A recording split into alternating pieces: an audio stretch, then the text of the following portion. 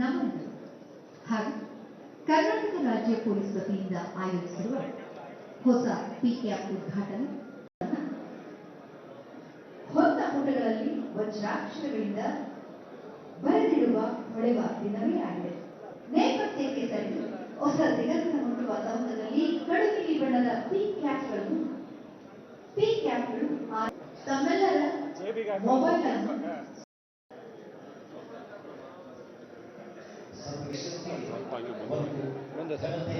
ಯಾರು ಬಂದದ್ದು ಗೊತ್ತಿಲ್ಲ. ಅನಾಮಿಕ ನಿಮ್ಮಲ್ಲಿ ಯಾರಾದರೂ ಬಂದರು.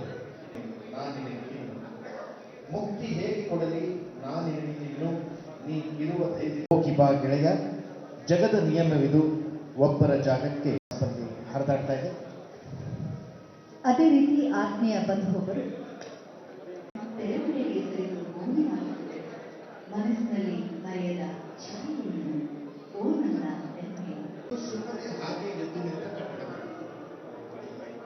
ಇದರ ಹಿಂದೆ ಸುಮಾರು ವರ್ಷಗಳ ಕನಸಿಗೆ ಬಲವಾಗಿ ಮನಸ್ಸಿಗೆ ಹಂಚಿಕೊಂಡ ಕೆಸಿ ರೆಡ್ಡಿಯವರು ಕೆಂಗಲ್ ಹನುಮಂತಯ್ಯ ಮತ್ತು ಮನ ತುಂಬಿಕೊಳ್ಳಿ ಮತ್ತೆ ಈ ಒಂದು ಪಿಕ್ಯಾಪ್ ಕಾರ್ಯಕ್ಕೆ ಭಾಜನರಾಗ್ತಾ ಇದ್ದಾರೆ ನಮ್ಮ ಸಿಬ್ಬಂದಿ.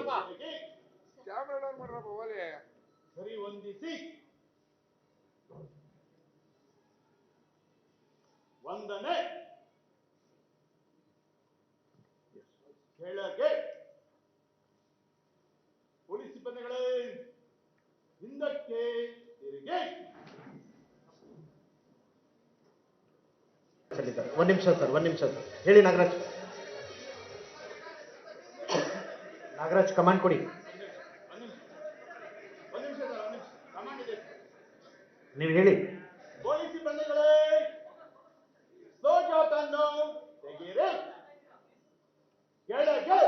ಇಡೀ ಕಾರ್ಯಕ್ರಮದಲ್ಲಿ ಭಾಗವಹಿಸಿರುವ 600 ಜನ ಪೊಲೀಸ್ ಸಿಬ್ಬಂದಿಗಳು ಈಗ ಏಕಕಾಲದಲ್ಲಿ ಹೊಸ ನೀಲಿ ಕ್ಯಾಪ್ ಅನ್ನ ತಮ್ಮ ಮುಡಿಗೆ ಏರಿಸಿಕೊಳ್ಳಲಿದ್ದಾರೆ.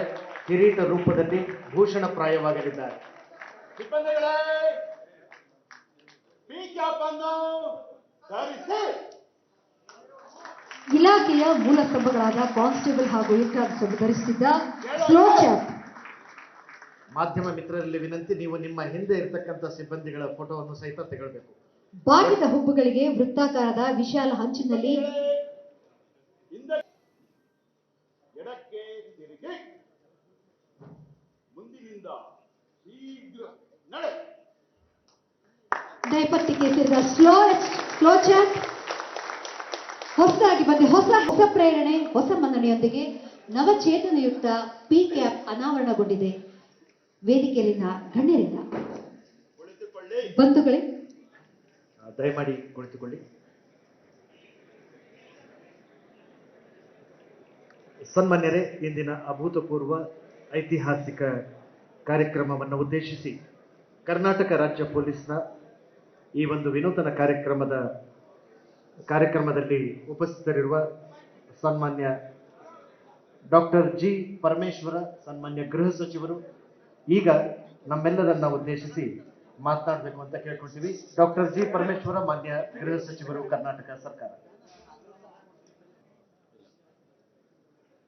ಕರ್ನಾಟಕ ರಾಜ್ಯ ಪೊಲೀಸ್ ಸಿಬ್ಬಂದಿಗಳಿಗೆ ಇದೊಂದು ಸಂತೋಷದ ದಿನ, ಮರೆಯಲಾಗದ ದಿನ. ಶತಮಾನಗಳಲ್ಲಿ ಒಮ್ಮೆ ಉನ್ನತೀಕರಣಗೊಳ್ಳುವ ಸಮವಸ್ತ್ರದ ಈ ಐತಿಹಾಸಿಕ ಕ್ಷಣದಲ್ಲಿ ನಾವೆಲ್ಲ ಭಾಗಿಯಾಗಿದ್ದೇವೆ.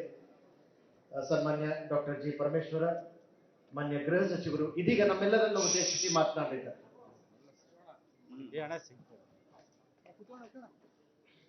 ನಿರ್ಭೀತ, ನಿಷ್ಪಕ್ಷಪಾತ, ವಿಶ್ವಾಸಾರ್ಹ ಸುದ್ದಿಗಳಿಗೆ ಮತ್ತೊಂದು ಹೆಸರಾಗಿರುವ ನ್ಯೂಸ್ 18 ಕನ್ನಡ ಈಗ ಆಪ್ನಲ್ಲೂ ಲಭ್ಯವಿದೆ. ದಯವಿಟ್ಟು ಇಲ್ಲಿರುವ QR ಕೋಡ್ ಸ್ಕ್ಯಾನ್ ಮಾಡಿಕೊಂಡು ಆಪ್ ಡೌನ್ಲೋಡ್ ಮಾಡೋದಕ್ಕೆ ಮರಿಬೇಡಿ. ನಿಮ್ಮ ಬೆಂಬಲ ಹೀಗೆ ಸದಾ ನಮ್ಮೊಂದಿಗಿರಲಿ. ಧನ್ಯವಾದ.